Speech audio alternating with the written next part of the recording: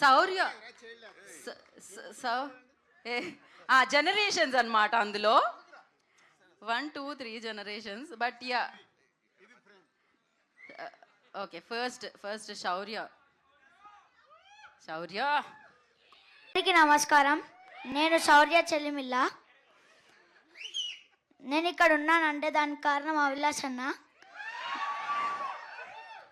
నాకు ఈ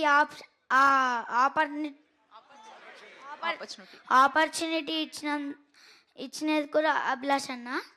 నేను ఆడిషన్ ఇచ్చినప్పుడు అందరు చాలా బాగుంది అని అంటారు. నేను యాక్ట్ చేసిన శర్వా అన్నకి చాలా థ్యాంక్స్. ఆయనతో యాక్ట్ చేయడానికి నాకు చాలా గౌరవంగా ఉంది.